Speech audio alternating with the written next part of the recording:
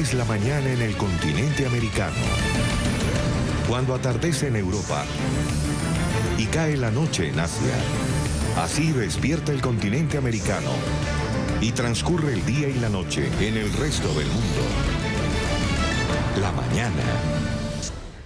Bueno, y mientras crece la alarma internacional por los incendios en Amazonía brasileña, la vecina Bolivia enfrenta fuegos devastadores propios, con llamas que devoran tierra agrícola, bosques ambientalmente importantes. Más de 2.000 soldados se han unido a las labores para extinguir las llamas, que ya completan 20 días. Estos incendios han calcinado cerca de miles de hectáreas en Bolivia, de las cuales el 35% corresponden a bosques. El presidente Evo Morales, a quien veíamos en pantalla, ha decidido suspender su campaña electoral. Mientras dure la emergencia, ha aceptado ayuda internacional. Hay expertos ambientales que afirman que los incendios amenazan alrededor de 500 tipos de animales, incluyendo a los jaguares, tapires y 35 especies en peligro de extinción. El combate a los incendios continúa en Bolivia. En el este del país, bomberos y voluntarios luchan palmo a palmo para intentar frenar el avance del fuego. El avión cisterna Supertanker, contratado para aplacar las llamas, también está realizando descargas en la zona cerca de la frontera con Brasil y Paraguay. Bolivia comparte con estos dos países la llanura del Pantanal, donde es más difícil la intervención de los bomberos. La región alberga los bañados de Otuquis, pastizales que están además bastante secos por la falta de lluvia desde hace meses.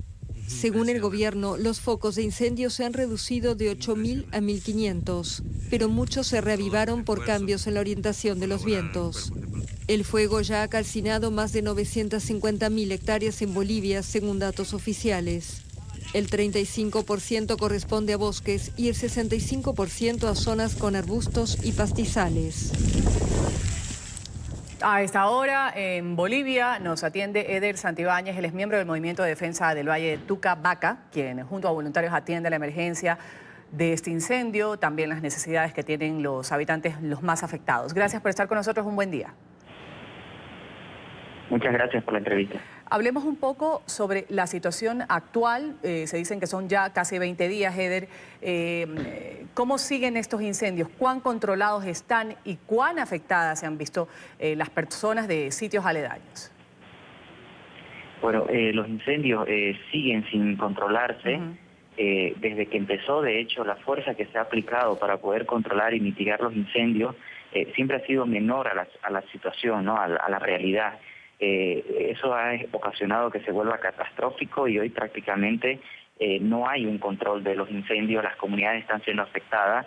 Lo más grave es que vuelven a reactivarse incendios en los lugares donde ya por lo menos se había controlado y en algunas situaciones donde se había apagado y han vuelto a reactivarse, ¿no?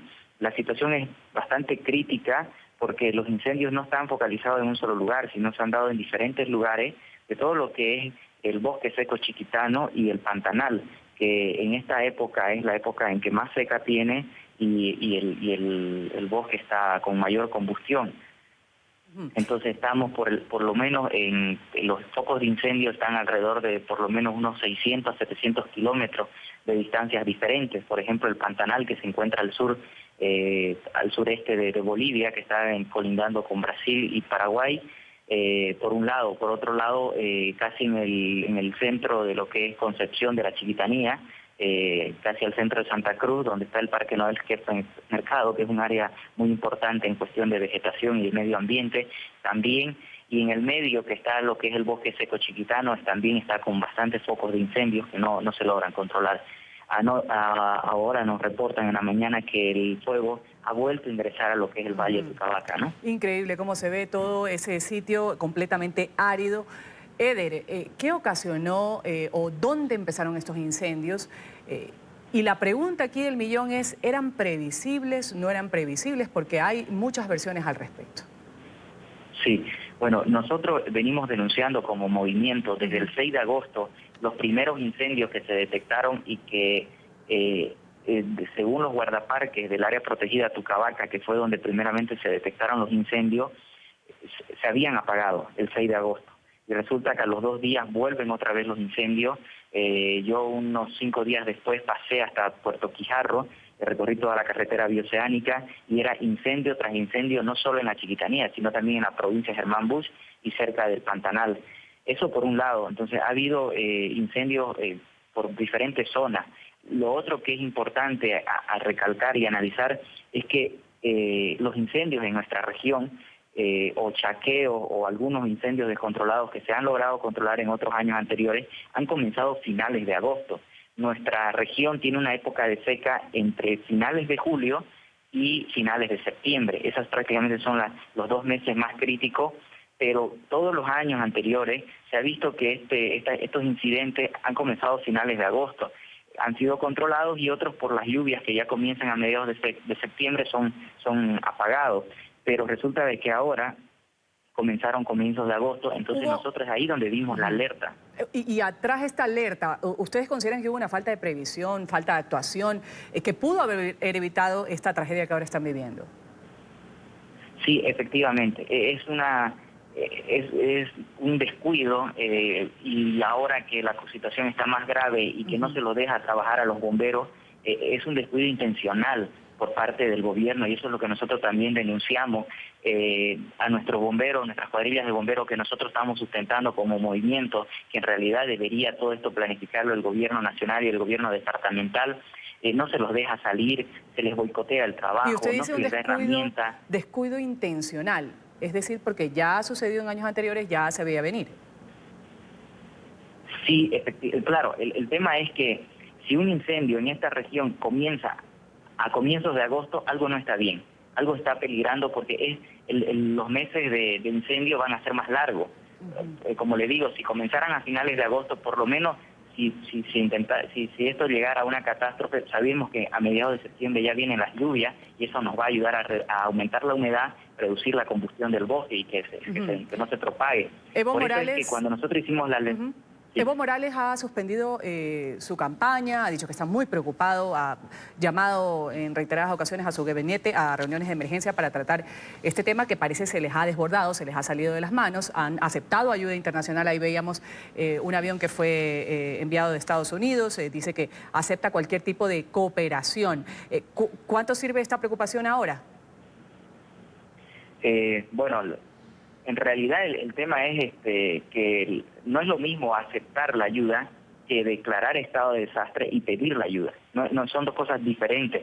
El gobierno una vez más está tratando de hacer una maniobra de lo que es a lo que no se estaba pidiendo. Hace dos noches atrás nosotros recibimos a los bomberos, 26 bomberos de Jujuy, de Argentina, que habían llegado y que llegaron al movimiento porque el enlace que había con el gobierno se perdió. Y no había intenciones de encaminarlo. O sea, reciben la ayuda y boicotean la ayuda que reciben. Entonces, si se declara zona de desastre, nos va a dar más espacio para actuar a los movimientos también y a la ayuda que venga, que se solicita, la ayuda internacional, con toda su logística. Se ha conformado por parte del gobierno un comité de emergencia, que lo que hace ese comité es boicotear todo el trabajo y estas ayudas, hacerlas como caer en saco roto y no sacarle toda la productividad que pueden darnos, toda la eficiencia que pueden darnos, ¿no? Entonces, no es lo mismo recibir la ayuda que pedirla. Nosotros como movimiento estamos presionando aquí y a nivel nacional para que el gobierno declare estado de desastre y se pida la ayuda internacional. Tenemos 100 trajes de bomberos de Estados Unidos para recibir y no podemos porque tiene que entrar a aduana porque no está declarado estado de desastre. O sea, criterio suyo, una mala administración, una mala coordinación logística con respecto a todo lo que se tiene para poder enfrentar esta tragedia. Eder, ¿qué sentimiento le da a usted cuando está viviendo en Bolivia, cuando los bolivianos están viviendo también una situación caótica con los incendios? Las expresiones de Jair Bolsonaro de Brasil, que ha dicho, bueno, gracias, pero no, se lo agradezco, pero no, a los 22 millones de dólares que han sido pues, ofrecidos por los miembros del G7, dicen, no, pues esta no es una colonia, Brasil, o tierra de nadie. ¿Qué sentimiento le dio a usted? Bueno, aquí lo que hay que entender prácticamente es que hay una relación en toda América Latina y el centro de América Latina de generar una economía extractivista Ese es el punto central. Nosotros denunciamos y hemos venido denunciando que en nuestro Valle de Tucabaca se ha impulsado actividades extractivas como la ganadería intensiva y la agroindustria, la siembra de soya, y hay un complot de los gobiernos, sean izquierda o derecha, se han unido para que todo esto se dé, para que se arrase con la Amazonía, se arrase con los valles, con nuestros bosques, para sembrar soya, para dedicarse a la agroindustria y al monocultivo. Entonces, ese es el trasfondo en realidad de la cuestión. Esto que nuestro bosque se haya vuelto más con mayor combustión es producto de la deforestación que nosotros venimos denunciando y es producto de los paquetes legales que ha impuesto el gobierno a nivel nacional con el tema de la ampliación de la frontera agrícola, con el tema del chaqueo autorizado, cuando él se había comprometido a nivel internacional que no iba a autorizar los chaqueos ni la quema. Chaqueo y quema cero, pero resulta que han hecho normativas legales para permitirlo, justamente en complicidad de la agroindustria, del gran capital que hace el monocultivo y que está destruyendo nuestros bosques. Coinciden con Jair Bolsonaro y esa es la política a nivel internacional, ¿no? Destruir los bosques justamente para este tipo de actividad extractiva que daña nuestro medio ambiente. Increíble. Gracias, Eder Santibáñez, por su denuncia, miembro del Movimiento de Defensa del Valle de Tucabaca, quienes junto a voluntarios atienden la emergencia que se registra de este incendio en Bolivia y también las necesidades de los habitantes que han sido afectados. Gracias, un buen día. Muchas gracias.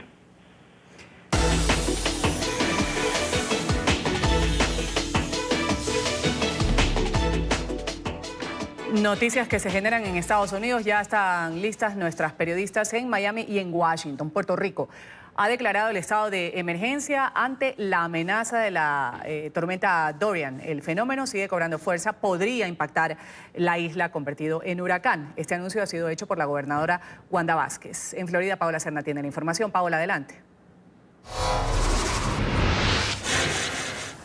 Hola, ¿qué tal? Muy buenos días. Pues de acuerdo al último boletín del Centro Nacional de Huracanes, se ubica esta tormenta tropical Dorian a unos 45 kilómetros al sureste de la isla de Santa Lucía, en este recorrido que hace la tormenta a través de las islas del Caribe. También han sido expedidos nuevos avisos y alertas de tormenta tropical que ya incluyen a la isla de Puerto Rico y también a República Dominicana, entre la isla Saona y Samaná.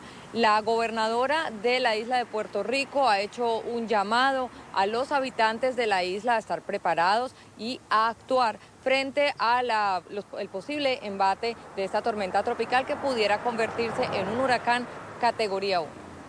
Primero que nada, quiero informarle al pueblo de Puerto Rico que hemos firmado una orden ejecutiva declarando una emergencia a nivel local. El pueblo de Puerto Rico, primero que nada, quiero que sientan tranquilidad, que dentro de la emergencia y sus planes particulares los ejecuten, los lleven a cabo dentro de la tranquilidad, que el pueblo y los jefes de agencia se han preparado por los últimos 2 años. Así que la experiencia de María ha sido una gran lección para todos, no solamente para nosotros en carácter personal, sino también para el gobierno de Puerto Rico.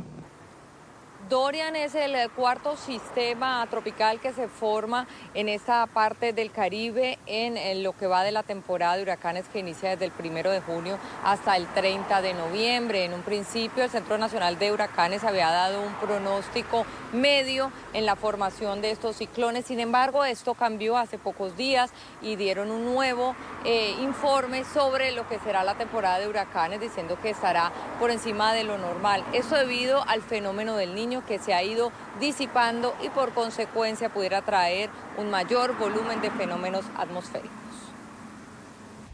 El Centro Nacional de Huracanes monitorea el desarrollo y la trayectoria de la tormenta tropical Dorian, que sigue fortaleciéndose, amenazando las Antillas Menores y las islas al este del Caribe. Y ahora, de hecho, durante esta jornada tiende a mostrar señales de que está un poquito más intensa. La nubosidad que conforma esta tormenta tropical está un poquito mejor estructurada, la velocidad del viento central ha aumentado, así que sí está un poquito más saludable, lo que por supuesto es preocupante, principalmente para la zona del Arco de las Antillas y luego para Puerto Rico y Dominicana al corto plazo, tanto como mitad de semana. Aunque aún no se convierte en huracán, ya hay avisos de vientos huracanados para Santa Lucía.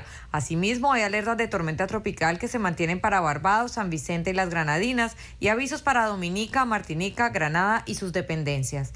Puerto Rico, República Dominicana, Haití y las Islas Vírgenes deben permanecer atentos a la evolución de Dorian. Cuando vaya avanzando hacia el Mar Caribe, alcanza la categoría de huracán. Así, con esa categoría como huracán, categoría 1, pasaría el día miércoles al sur de Puerto Rico.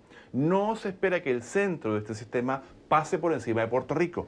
Hace pocos días el Centro de Huracanes modificó el pronóstico inicial de la temporada ciclónica, previendo una actividad mayor de lo normal. Cuando hay evento niño, hay menos huracanes. Ese evento niño estaba presente a principio de año, pero conforme pasaron los meses, ese evento niño se fue disipando. Ahora no tenemos ese fenómeno del niño presente, con lo cual digamos que tienen más libertad los huracanes para formarse. Dorian es una tormenta tropical que traerá mucha lluvia. Esa es otra de las advertencias y preocupaciones de las autoridades que hacen a las personas para que tengan en cuenta y eviten riesgos. La información de Miami, soy Paola Serna. Continúen con más desde nuestros estudios centrales. Muy buenos días. Un buen día, Paola, gracias por tu reporte. En Estados Unidos pues ya comienzan a prepararse para las elecciones del 2020. La Casa Blanca va a poner en marcha un programa anunciado para proteger las bases de datos de los votantes. Esto ante un temor de un ciberataque. En Washington, Emiliana Molina tiene el reporte. Emiliana. Así es, Ruth, ¿qué tal? Muy buenos días. Pues se espera que este plan salga en el próximo mes posiblemente, y es que el Departamento de Seguridad Nacional teme que la base de datos pueda ser blanco de ataques cibernéticos, donde los hackers podrían bloquear el sistema por completo y demandar una suma de dinero por liberarlo. Este tipo de virus ya se ha visto en los computadores de decenas de ciudades en Estados Unidos, incluyendo la ciudad de Atlanta, la ciudad de Baltimore y el estado de Texas. La base de datos de los votantes, de hecho, es uno de los pocos sistemas que aún está conectado con el Internet. Y es por esto que funcionarios creen que este sistema está bajo riesgo y alertan de inmediato a todas las autoridades pertenecientes. De hecho, Robert Mueller, el fiscal especial de la trama rusa, lo advirtió en una audiencia en el Congreso recientemente cuando legisladores le preguntaron si creía que las elecciones presidenciales ya estaban bajo ataque de gobiernos exteriores o posiblemente de hackers. Y Mueller respondió que asimismo ya se están llevando a cabo intentos o esfuerzos para lograr hackear nuestro sistema en las elecciones del 2020. Esta es toda la información que tenemos en directo desde Washington. Ruth, regreso con ustedes. Gracias, Emiliana, por tu reporte. Y como una tragedia describe el comisionado de los derechos de los migrantes de la Comisión Interamericana de Derechos Humanos la situación que se vive en la frontera sur de Estados Unidos. Tras 6 días de visita a esta zona, el organismo ha presentado una radiografía prácticamente de la realidad que hay en estas poblaciones que están en busca del sueño americano. Queda uno, la verdad, con traumas de ver y escuchar todo esto. Una constante situación de vulnerabilidad entre migrantes percibió un grupo de la CIDH que durante 6 días visitó la frontera sur de Estados Unidos. Personas que están sujetas a toda clase de enfermedades, expuestas a la muerte permanentemente, a ser violadas, a que carezcan totalmente de derechos. Todos los derechos humanos que existen son derechos que están expuestos a que se los violen. En entrevista con La Voz de América, el comisionado de la CIDH para los Derechos de los Migrantes señaló que trabajan en una guía de principios interamericanos de trato a esta población para que sea contemplada de forma digna. La situación irregular de carácter administrativo en el ingreso a un país no puede ser considerada como delito, pero lamentablemente en Estados Unidos sí lo toman como tal. Pero señala, es una condición que no enfrentan todos los migrantes de igual manera. El tema de aporofobia. Es una fobia, pero al pobre, no es una fobia a todos los migrantes. Por su parte, el Departamento de Seguridad Nacional ha insistido en que su trabajo está enfocado en garantizar la seguridad de Estados Unidos. Las organizaciones y la actividad criminal que estamos tratando de enfrentar cruzan fronteras, no respetan nuestra soberanía nacional y la única forma de abordarlo de manera efectiva es trabajando juntos. La CIDH confirmó que avanza en su solicitud al gobierno mexicano para poder adelantar la misma actividad de acompañamiento en la zona fronteriza desde su país. A bordo de una vieja avioneta y rozando el desierto blanco de la costa este de Groenlandia, 3 científicos de la NASA están lanzando sondas en aguas nacaradas del Ártico para medir el impacto del agua tibia de los océanos en el deshielo de los glaciares. Una situación que es cada vez más preocupante. Groenlandia, una isla de 2 millones de kilómetros cuadrados rodeada por las aguas del Océano Ártico, está cubierta de hielo en un 85%. Eso coloca el inmenso territorio en la línea de frente del deshielo del Ártico, una región que se calienta 2 veces más rápido que el resto del planeta. Desde este aeropuerto remoto, científicos de la NASA surcan el cielo polar para recopilar datos que ayuden a entender mejor un aspecto poco estudiado: cómo los océanos interactúan con los glaciares y contribuyen a fundirlos. El planeta se está calentando debido al cambio climático causado por el hombre, y Groenlandia está sintiendo el impacto fuertemente. Muchos piensan que el hielo se derrite por el calentamiento del aire como un cubo de hielo bajo un secador de cabello, pero los océanos también están carcomiendo los bordes del hielo. Esto se debe a que los glaciares fluyen hacia el océano, pueden sentir el agua más caliente y se están retrayendo por eso. Estas misiones se realizan desde 2015, volando sobre fiordos, glaciares y icebergs en un antiguo avión de la Segunda Guerra Mundial. Arrojan sondas al agua para medir la temperatura del Ártico. Una vez en el océano, comienzan a transmitir datos sobre la temperatura y la salinidad del agua en el fondo marino. Los datos se envían por radio al avión y pueden ser comparados con los de vuelos anteriores para ver cómo el agua tibia de los océanos está afectando a los glaciares. Es una gran interrogante cómo las variaciones de la temperatura del océano afectarán la capa de hielo de Groenlandia en el futuro.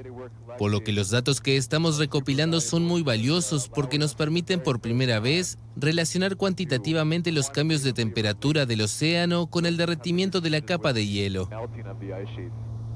Si la banquisa y el hielo que cubren la base continental desaparecieran, el nivel de los océanos podría aumentar 7 metros y sumergir islas y regiones costeras por todas partes del planeta. Volando y arrojando cientos de sondas durante 5 años, estos científicos esperan mejorar las predicciones del aumento del nivel del mar a medida que el hielo de Groenlandia se derrite. Continuamos con el programa. Vamos a hablar a esta hora de México y Estados Unidos, que se preparan para evaluar las medidas a las que el gobierno del presidente Andrés Manuel López Obrador se comprometió el pasado 8 de junio para contener la migración ilegal en la frontera común. Este acuerdo ha tenido lugar después de que la administración de Donald Trump amenazara con aplicar aranceles a las exportaciones mexicanas. De acuerdo con Estados Unidos, el pacto establecía que en el caso de que México no lograra frenar la migración, tomaría medidas para convertirse en el tercer país seguro, con la obligación de acoger a los demandantes de asilo en su territorio. Les puedo decir que vamos bien, pero ya pronto vamos a informar y se va a llevar a cabo una reunión de evaluación entre el gobierno de México y el gobierno de Estados Unidos, el día 10 de septiembre. Las autoridades en Newark, en Estados Unidos, han anunciado que obtuvieron préstamos por $120 millones para reemplazar sus cañerías. Esta ciudad afronta una crisis sin precedentes por la contaminación de su agua potable con plomo que afecta a miles de residentes. Al menos 18.000 conductos fluviales van a ser reemplazados, según informó el alcalde de esta ciudad. Se estima que la obra va a tener una duración de 30 meses. En Hong Kong, miles de manifestantes se han reunido para formar cadenas humanas en una protesta pacífica. La iniciativa logró que cientos de personas de varios distritos de la ciudad participaran en la masiva movilización. Estos ciudadanos han portado carteles en distintos idiomas, agradeciendo el apoyo recibido por parte de diferentes países en el mundo. Según los organizadores, al menos 135.000 personas han hecho parte de las manifestaciones. Hong Kong ha sido escenario por más de 12 semanas de manifestaciones que reclaman más democracia.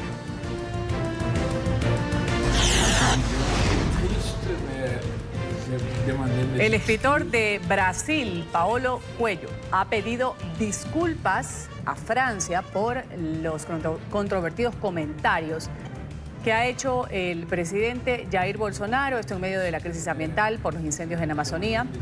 A través de su cuenta en Twitter, el novelista ha compartido un video de 2 minutos de duración en el que lamenta el comportamiento del ultraderechista. Además, aseguró que el gobierno de Brasil no ha asumido su responsabilidad en esta emergencia. Durante la cumbre del G7, el mandatario francés Emmanuel Macron dijo que espera que pronto los brasileños tengan un presidente de altura. Este video es un poco triste, pero me gustaría ofrecer una disculpa a mis amigos franceses por la crisis, incluso diría que por la histeria de Bolsonaro con respecto a Francia, el presidente francés y la esposa del presidente. Él y su séquito, que en este mismo momento están viendo arder el Amazonas, no tienen más argumento que insultar, negar, decir tonterías para evitar la responsabilidad de su gobierno. El presidente Donald Trump regresa de la cumbre del G7 con una polémica nueva. El mandatario ha dicho que podría recibir en el 2020 a los líderes de 7 naciones, las más industrializadas del mundo, en su hotel y su club de golf en la ciudad de El Doral, en Florida. Con este tema vamos a saludar desde la Casa Blanca a Bricio Segovia, periodista de nuestra cadena aliada La Voz de América. Bricio, buen día. ¿Por qué la polémica? ¿Qué tan viable es que se reciban a estos invitados en Estados Unidos? Buen día, Ruth. Bueno, pues como bien dices, una polémica generada precisamente por estos comentarios del presidente Donald Trump, que ya está de vuelta aquí en la Casa Blanca tras su paso por la cumbre del G7. La polémica viene a raíz de los comentarios del presidente, que asegura que la próxima cumbre podría celebrarse en su recinto de golf de la Florida.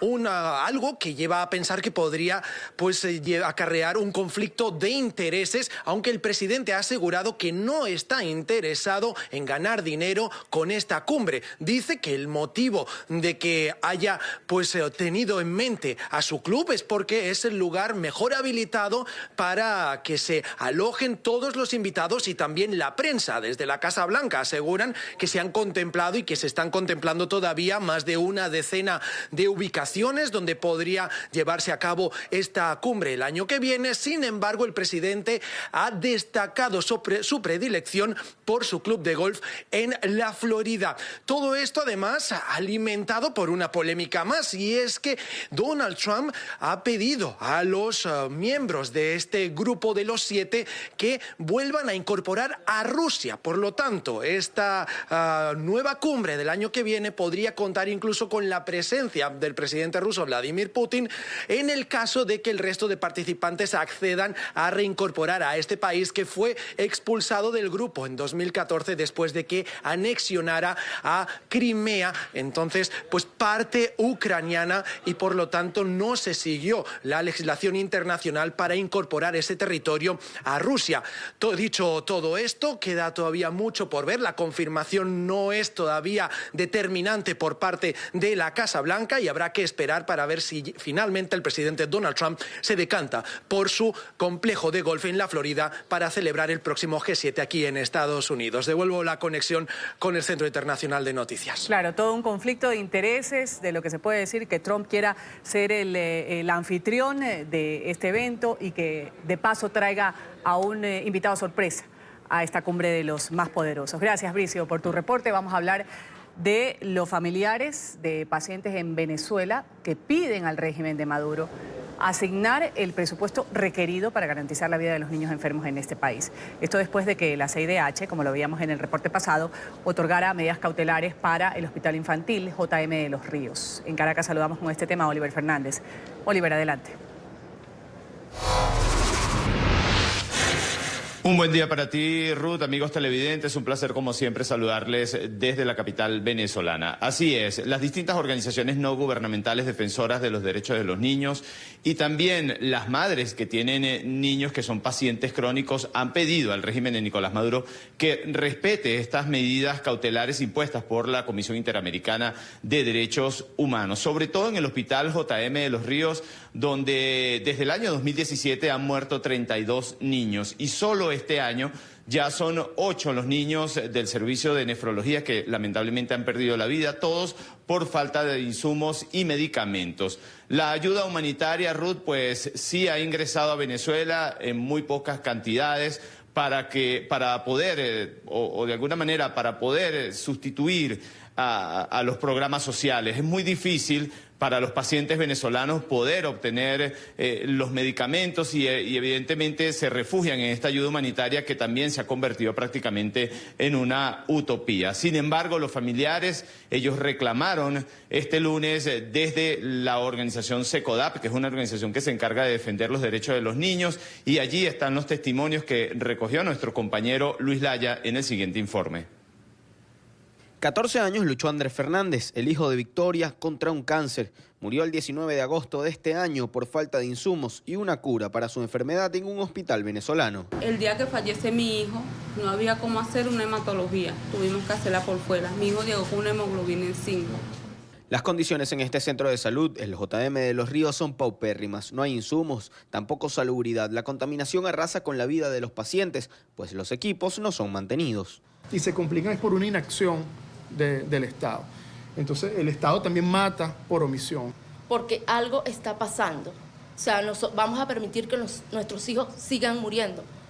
No es justo. Tan solo en el servicio de nefrología en este hospital van 8 fallecidos en 2019 y 32 desde el 2017. No hay dotación del Estado o no es suficiente la que llega y lo poco que se hace por los pacientes es gracias a donaciones. Si nosotros quitamos las donaciones, bueno, el hospital se cae a pedazos. Explican que con la anterior directora, quien ocupó el cargo hasta hace pocas semanas, el trato hacia las madres era de irrespeto e insensibilidad. Incluso llegó a amenazarlas por protestar y negarle tratamiento a sus hijos. Era la solución. Le digo, directora, necesito un tubo de hematología, por favor, ayúdeme.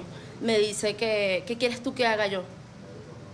No te puedo resolver porque no hay. Ella era mala con nuestros hijos, porque nos agredía mucho. Hasta los colectivos nos llegaron a amenazar a nosotros y todo. No desean que se repitan casos como el de Andrés Fernández, quien llegó a pedir que lo dejaran morir antes de seguir sufriendo. Las últimas palabras que me dijo mi hijo: mamá, ya no quiero más, déjame descansar, ya estoy cansado.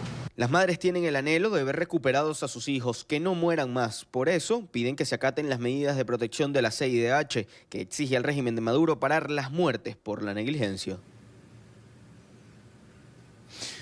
Ruth, para hoy se espera que la Asamblea Nacional sesione la comisión delegada con los presidentes de las distintas comisiones y también se espera la llegada del presidente encargado de Venezuela, Juan Guaidó, quien participará en esta comisión delegada. Es la información que nosotros podemos aportar a esta hora desde la capital venezolana. Volvemos con ustedes a la mañana de NTN 24. Oliver, vamos a ver la situación que se vive, el drama que se vive de otros venezolanos, los que no han podido cruzar la frontera para ingresar a Ecuador. Esto luego de que entrara en vigor el día de ayer la medida del gobierno de Lenín Moreno para exigirles visa. Ha habido protestas y bloqueos en el puente internacional Rumichaca, así como dan cuenta estas imágenes. Han suplicado a las autoridades que los dejaran pasar. Saludamos a esta hora con el tema Pilar López, periodista de nuestra cadena aliada en Colombia, Noticias RCN. Ella está en el lugar de la noticia. Adelante, Pilar. Buenos días. A pesar del intenso frío, hasta ahora hay mucho movimiento aquí en la frontera, pero hay que decir que horas antes estuvo bloqueado un carril del lado colombiano por aproximadamente 500 migrantes venezolanos que se encuentran aún acá, que no pudieron pasar a Ecuador porque ya exige la visa, pero que tienen la esperanza de poder reencontrarse con los suyos. Ellos bloquearon por espacio de 5 horas este importante carril, lo que perjudicó el tránsito normal, pero hasta ahora hay total normalidad. Es el grito desesperado de cientos de venezolanos que no pudieron cruzar el puente internacional de Rumichaca en la frontera entre Ecuador y Colombia. Desde este lunes, Ecuador exige un visado excepcional humanitario para los venezolanos que quieran llegar hasta territorio ecuatoriano. La visa tiene un costo de $50, pero los migrantes no tienen los recursos para conseguirla. Nos agarran de sorpresa porque no tenemos esos turistas al alcance de la mano. Ante la imposibilidad de pasar, cerca de 500 venezolanos se agolparon en la carretera y bloquearon la circulación vehicular, mientras la policía y autoridades migratorias se mantenían a la expectativa y evitaban intervenir. Los migrantes piden al gobierno de Lenín Moreno una prórroga en el tiempo en la exigencia del documento. Las autoridades ecuatorianas advierten que quienes entren de manera ilegal al país serán devueltos a Venezuela. Existirán sanciones y dependiendo del tipo de la sanción ellos se les da un aviso de salida del país o luego existirán procesos de deportación, pero esperamos no llegar a eso. Nosotros queremos que las personas que ingresan al Ecuador lo hagan legalmente. Los albergues que fueron ubicados en Ipiales, Colombia, quedaron casi desocupados ante los miles de venezolanos que cruzaron el puente este fin de semana tras conocer la entrada en vigencia de la medida. tengan la plena seguridad que este tipo de requerimientos, de imposición de visas, de documentos, no va a parar una migración de esta naturaleza. Eso lo que para es una migración de pronto en algún momento de turismo, una migración que busca vivir mejor, pero una migración de hambre y de necesidad no la para la imposición de un visado. Y aquí es donde estamos viendo el gran riesgo. La Embajada de Venezuela en Ecuador, designada por el presidente interino Juan Guaidó, pidió a los venezolanos no bloquear el acceso internacional, argumentando que esta acción traerá mayores problemas. Aquí en este punto fronterizo son muchas las historias que encontramos, los dramas que nos conmueven el corazón. Precisamente encontramos la historia de un ciudadano ecuatoriano de 32 años, quien tiene esposa venezolana, su familia es venezolana y él no puede pasar del lado ecuatoriano porque quiere mantener su familia unida. Fernando López dejó su país natal, Ecuador, hace más de 4 años para radicarse en Venezuela, donde encontró su compañera de vida. Ante la difícil situación en el país bolivariano, decidió regresar a su patria con su familia, pero el destino pareciera estar en su contra. Eso es lo que quiero saber en este momento, pues, a ver cómo se hace por el motivo de que están pidiendo visa, para ver cómo se hace para ver si podemos pasar todo, porque claro, yo tampoco no la voy a dejar. Recorrió con su esposa e hija más de 1.400 kilómetros para llegar hasta el puesto migratorio de Rumichaca e iniciar una nueva vida en su nación. Pero ante las medidas adoptadas por el presidente del vecino país, su futuro en Ecuador junto a sus seres queridos es incierto. Pues lo único que les puedo decir es que de parte está muy mal. Para mí eso está muy mal, bueno, por mi mujer. Con el semblante desencajado por la angustia, no entiende por qué su país hoy le está cerrando las puertas a lo que más quiere en la vida. Confiado, espera por un milagro en la frontera común. Esperamos pues que ojalá Dios quiera y nos ayude. Con el equipaje a bordo permanece en el puente internacional de Rumichaca, fortalecido en el amor de su joven esposa venezolana y su pequeña hija de 3 años.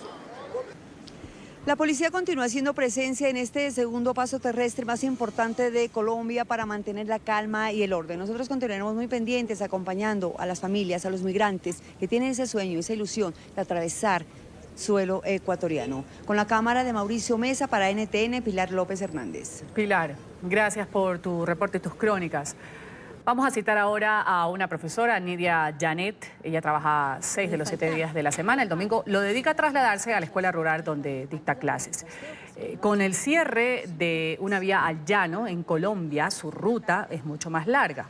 Sale desde el centro del país, recorre en bus 3 municipios, luego se sube una moto más de 1 hora, después camina otra hora, bajando una montaña. Todo esto de la mano de su hija de 8 años, quien también es estudiante. Ella es una mujer ejemplar, es parte de esta historia de hazañas maestras de nuestra cadena aliada en Colombia, Noticias RCN.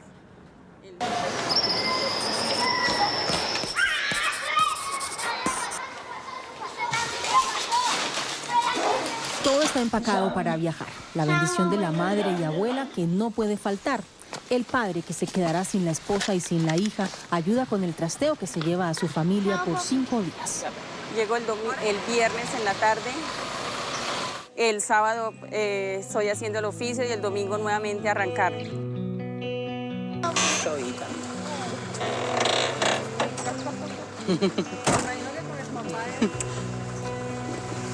Chao, amor.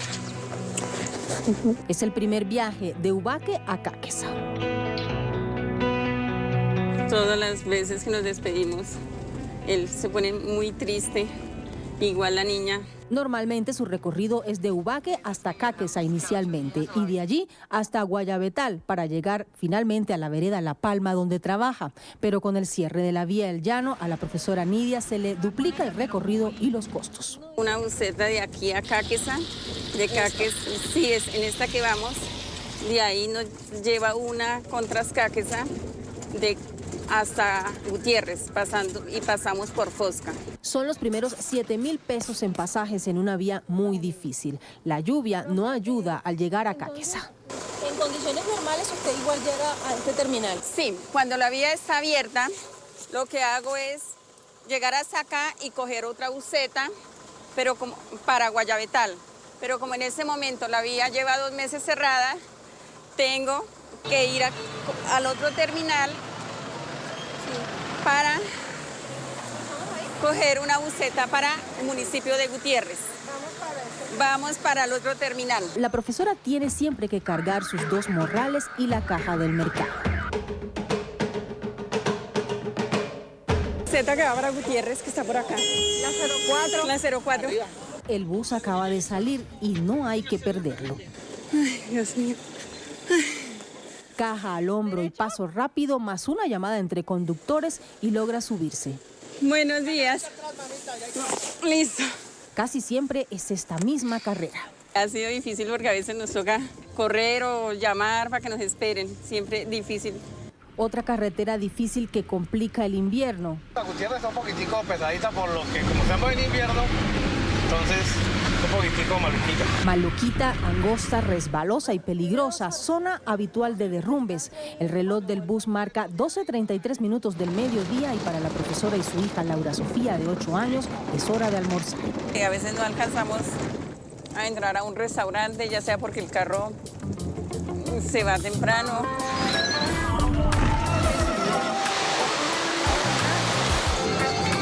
Madre, ¿y tiene queso? Pasamos por la quebrada San Antonio, donde bien escondido está el santo del mismo nombre, y el municipio de Josca antes de llegar a Gutiérrez. Aquí se suman 11.000 más a su cuenta de viaje. Mire, le cancelo. Sí, señor. Debemos esperar el tercer transporte. Ya son 4 horas viajando.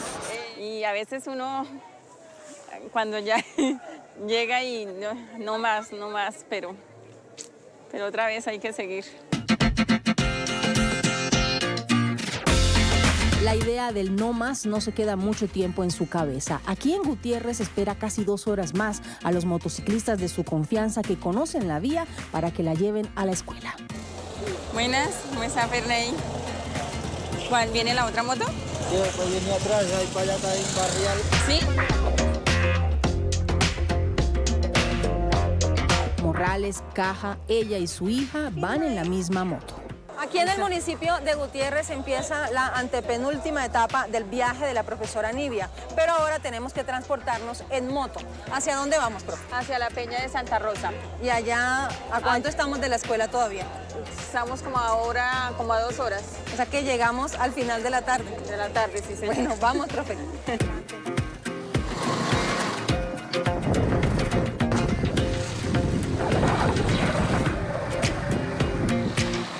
Sin más protección que sus manos para agarrarse, la niña se aferra a su madre por una vía llena de abismos. En medio del riesgo, el arco iris hace notar la belleza de la zona y a esta travesía todavía le hacen falta varias horas. Hasta la Peña de Santa Rosa llegan las motos que continúan con el equipaje, pero la profe y su hija deben continuar caminando. Se encomiendan a la Virgen del Carmen, patrona de los conductores y viajeros de todos los caminos, antes de continuar el recorrido que estará lleno de piedras, una indescifrable quebrada y más peligros para ellas. Continuamos con el programa. Gracias por su sintonía con el Canal de las Américas. Tan solo 2 años después del devastador huracán María, las autoridades de Puerto Rico han declarado ya el estado de emergencia por el paso de la tormenta tropical Dorian.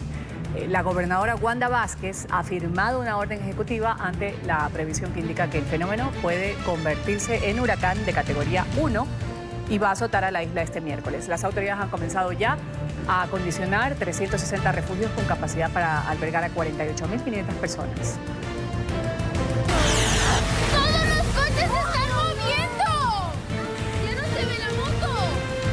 Y esto ha sucedido en Madrid, fuertes tormentas con granizo. La localidad más afectada, Arganda del Rey, con una tromba de agua que cruzó 3 de sus avenidas principales, llevándose por delante todo, carros y mobiliario urbano.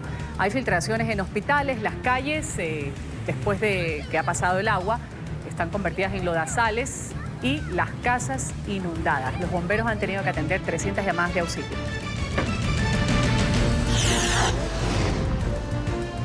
Y Brasil ha rechazado la ayuda del grupo de los G7 para combatir los incendios en Amazonía. El jefe del gabinete del presidente Jair Bolsonaro ha dicho que el gobierno brasileño agradecía la oferta de $22 millones, pero aseguró que esos recursos serían más relevantes para reforestar Europa. Incluso el alto funcionario desafió al presidente de Francia, quien lideró la recaudación de los fondos, y dijo, si Macron no logró evitar un incendio previsible en Notre Dame, patrimonio de la humanidad, ¿qué pretendía enseñarle a los brasileños? El ministro de Defensa de Brasil ha asegurado que los incendios en Amazonía están bajo control. Fernando Acevedo ha asegurado que el despliegue de más de 2.500 militares y cientos de vehículos han ayudado en las tareas para controlar el fuego. El funcionario ha dicho que los focos han disminuido debido a que las lluvias en el oeste de la cuenca del río Amazonas.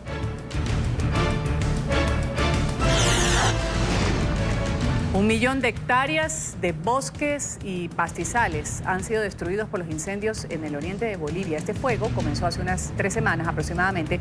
Se ha reavivado en algunos lugares pese a la labor del avión cisterna que fue dado por Estados Unidos. El presidente Evo Morales ha reiterado en las últimas horas que es bienvenida toda la ayuda internacional para controlar las llamas. Damos cuenta ahora de una masacre registrada en Ciudad Juárez, en la frontera entre México y Estados Unidos. 3 niñas entre 4 y 14 años han sido asesinadas por un comando armado. Sucedió en la madrugada de este lunes. Las menores se encontraban en compañía de sus padres, quienes sobrevivieron al ataque. El tío de las chicas, un hombre de 25 años, fue hallado muerto.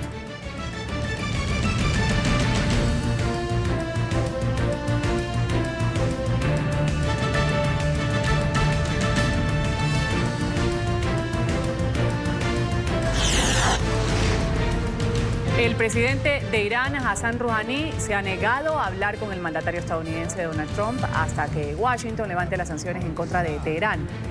Este lunes el presidente de Estados Unidos había declarado estar dispuesto a reunirse con el dirigente iraní si se cumplen en sus palabras las circunstancias correctas. La Casa Blanca se retiró este año del acuerdo nuclear con Irán, al que ha acusado de violar los términos de este pacto.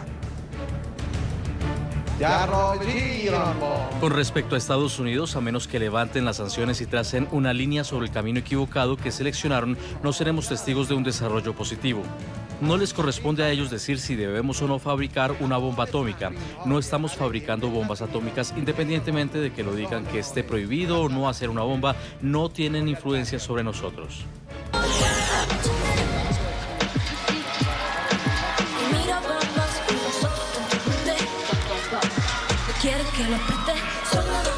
Y anoche se entregaron en New Jersey los premios MTV. La española Rosalía y el colombiano J Balvin se han llevado el premio a Mejor Videoclip en la categoría Latín, gracias a su colaboración con Altura. La cantante Taylor Swift ha sido la artista que más premios ha recibido, 3 galardones. Shawn Mendes y Camila Cabello han sido reconocidos con el premio Mejor Colaboración por la canción Señorita.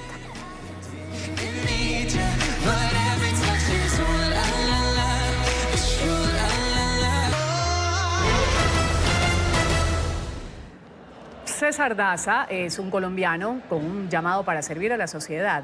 Su pasión, el fútbol, junto con el conocimiento de la lengua de señas, lo han llevado a poner en marcha una loable misión: prestar sus sentidos a otras personas. Desde hace 4 años forma parte de la Fundación Sin Límites, SC. Está enfocada en hacer inclusión cultural, interpretando partidos de balompié a personas con discapacidad visual y auditiva.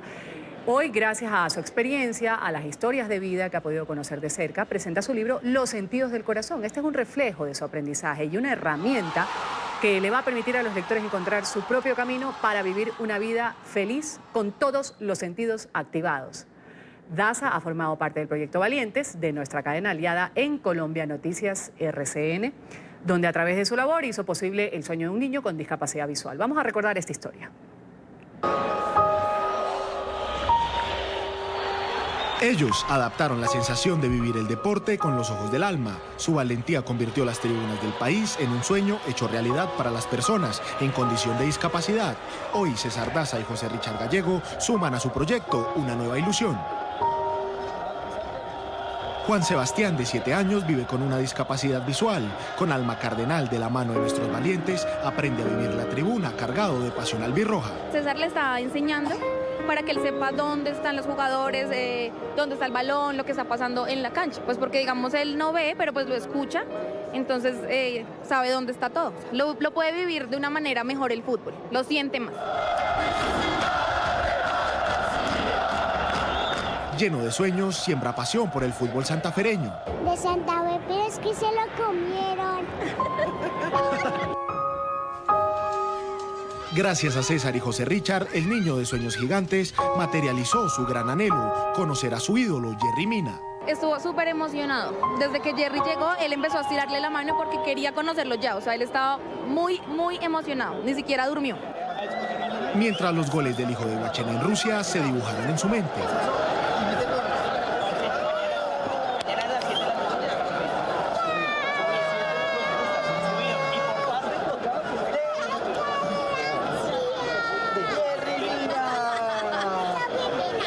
Juan Sebastián recreó la anotación que sobre el minuto 90 revolucionó a Colombia. ¿Cómo hizo los goles?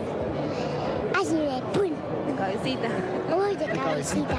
Cargado de energía, su admiración se desbordó por el defensor colombiano. Es un jugador, un jugador, y él hace muchos goles. Le hicimos realidad el sueño a Juan de que conociera... Y junto al anhelo de conocer a Jerry, César Daza y José Richard tejieron kilómetros para cumplir el segundo gran sueño de Juan Sebastián, esta vez en la inmensidad. Tienes arena hasta en los ojos, mira eso. Ya, mira, agáchate y coge la arena. Eso, cógela. ¡Wow, qué bien! El escenario en donde las metas se cumplen y la unión se vuelve fuerza. Y que hacen del corazón de un niño todo un símbolo de fe. ¿Y qué disfrutaste? Ella se pone contenta. Hoy, cobijados por la pasión del fútbol, escriben a manos una sola consigna. A través del fútbol podemos cumplir sueños.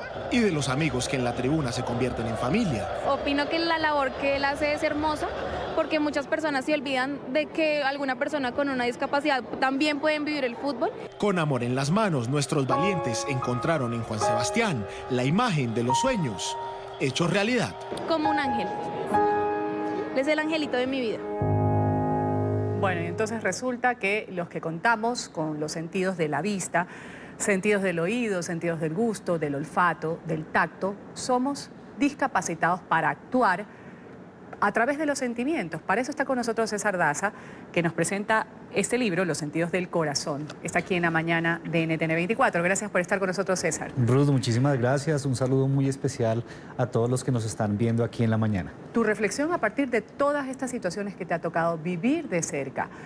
¿Por qué hablamos de los sentidos del corazón? Porque suena muy abstracto. Hablamos de los sentidos del corazón porque efectivamente nosotros contamos con unos sentidos que hay que indagar si realmente los usamos o no. Por ejemplo. Por ejemplo, los ojos, los oídos, nuestras manos, ¿sí? Nuestras manos generalmente nos dejamos contaminar mucho, tanto visualmente como auditivamente. Asimismo, como nos dejamos contaminar de nuestros ojos y de nuestros oídos, también podemos contaminar a muchos, pero la buena noticia es que sí podemos cambiar esa manera de pensar. O sea, eso ante situaciones de la vida. Aquí yo veo que tú pones algunos de tus capítulos, diagnósticos al corazón, nuestros sentidos, reemplaza las astillas por semillas. ¿Cuál es la discapacidad que tenemos como padres, como esposos, como esposas? ¿Cómo se establece eso? Cuando un ser humano viene, como tú dices, con una experiencia, con una maleta atrás de lo que han hecho sus padres, de lo que ha visto o con lo que ha sido contaminado, ¿cómo podemos cambiar eso para cambiar situaciones que se nos presentan a vida?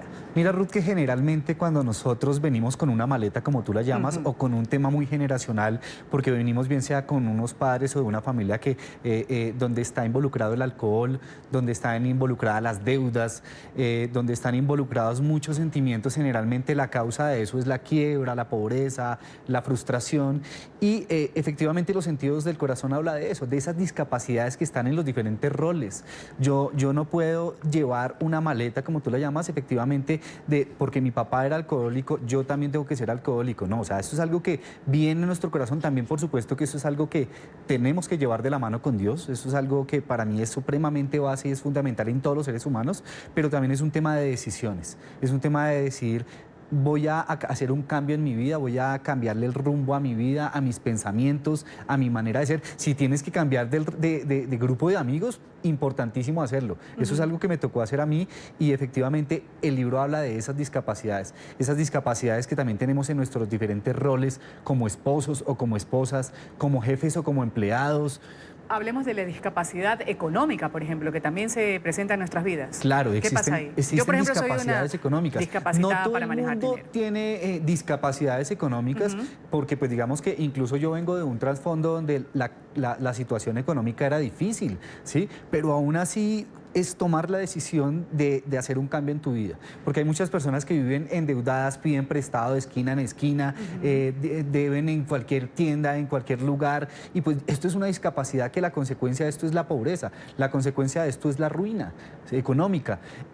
Pero para todo hay una solución. Yo pienso que Dios siempre tiene una solución para todo y esto es tomar decisiones. Esto es tomar decisiones, ser organizados, hacer una lista de las deudas, hacer una lista de cuáles son esas deudas más grandes a las más pequeñas y tratar de hacer un cronograma de pagos. Por supuesto, ahí lo más importante es ponerle la cara a las deudas. Y claro, esto en cuanto a los derrochadores, ¿qué pasa con los tacaños? Porque también esa es una situación. La tacañez es una discapacidad. Correcto. Definitivamente, indudablemente la tacañez es una discapacidad y efectivamente esto es un llamado no solamente a aquellos que tienen mucho pero no tienen nada, porque pueda que tengan en su banco X cantidad de dinero, pero si piensan que se van a morir llevándose en esto a la tumba, esto es una discapacidad absoluta. Entonces es simplemente aprender a ser generosos, una manera de dar, de poder explotar todo eso que tenemos es siendo generosos. Entonces efectivamente sí existen discapacidades en muchas áreas y esa es la invitación que hago. Generalmente cuando las consecuencias de las malas acciones generan astillas en nuestro corazón. Vamos poniendo ejemplos, César. ¿Cuál es la discapacidad que tenemos como padres de familia, por ejemplo? Como padres de familia tenemos una discapacidad grandísima y se llama la permisividad. Cuando nosotros somos muy permisivos con nuestros hijos, esto puede llevar a que nuestros hijos sean discapacitados en muchas áreas de su vida. ¿Sí? En las redes sociales hay una discapacidad tremenda en las redes sociales que si nosotros somos permisivos con nuestros hijos, que si a los 4 o 3 años les estamos dando tecnología, hay que ser cuidadosos con eso porque podemos estar conllevando a que nuestros hijos, o sea, hay tanta permisividad que nuestros hijos van a cometer grandísimos errores. Entonces, como padres, la gran discapacidad que tenemos es la permisividad. Como esposos, esposas. Como esposos tenemos diferentes discapacidades. Como esposos tenemos la discapacidad de creer que porque todo lo estamos dando en la casa y como porque somos proveedores, porque somos esos sacerdotes que llevamos el sustento a la casa, no tenemos responsabilidades dentro del hogar. Lo siento en el alma, señores, pero aquí hay una gran discapacidad.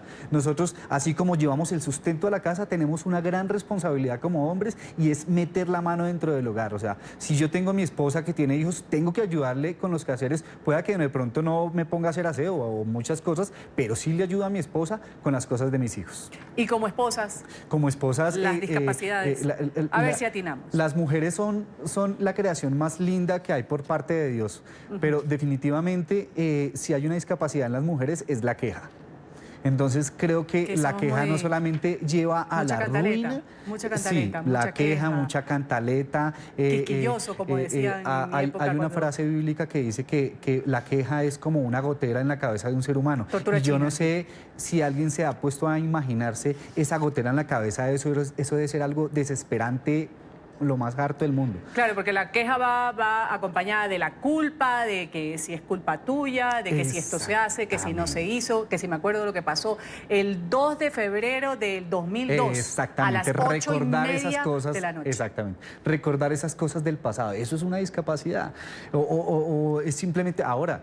Yo creo que todo definitivamente se logra con el amor, ¿sí? Cuando yo llego a mi casa y encuentro una mujer que hace mala cara, no hay nada más harto que llegar a la casa de encontrar una esposa así. Entonces, hay una discapacidad también como esposas. Entonces, es una invitación a que como matrimonio, como esposas, como esposos, reaccionemos ante muchas situaciones que vivimos. ¿Este libro nos va a servir para hacer un diagnóstico al corazón de lo que estamos haciendo bien? Nos va a servir para un diagnóstico en el corazón, no solamente como familia, sino como esposos. Es un libro para leer en familia, es un libro para leer como amigos, es un libro para leer que los empresarios y los empleados también. Muchas gracias, César. César Daza ha estado con nosotros, autor de Los sentidos del corazón, dando su testimonio a partir de la experiencia que lo acompaña y de trabajar con personas con discapacidades, algún tipo de discapacidad física, pero ahora ahondando en otra discapacidad que quizás es la más terrible de superar, que son las discapacidades que uno tiene a partir del corazón, por no saber utilizar o canalizar ese amor. Claro que sí, recordemos que la discapacidad no está en el no ver o en el no escuchar o incluso estar en una silla de ruedas. La verdadera discapacidad está en el corazón y esta es una invitación efectivamente a que identifiquemos cuáles son esas discapacidades que tenemos en nuestro corazón. La rabia, la ira, el remordimiento, la frustración, o sea, hay cualquier cantidad de discapacidades en el corazón que hace que se formen astillas. Cuando a uno le cae una astilla en un dedo, ¿qué es lo que suele pasar si uno no le pone cuidado? Puede ser algo muy pequeñito, pero si nosotros a esa astilla no le ponemos cuidado, esto puede llegar a ser unas consecuencias totalmente mortales. Es exactamente lo mismo en el corazón. Gracias. Si no ponemos cuidado a esas discapacidades que tenemos en el corazón, las consecuencias pueden ser muy difíciles. Gracias, César. Nos quedamos conversando aquí en el corte. Gracias a todos por su sintonía con el programa La Mañana de NTN 24. Enseguida empieza Club de Prensa con Gustavo Alegret y otros temas de interés sobre la mesa de trabajo. Adelante, Gustavo.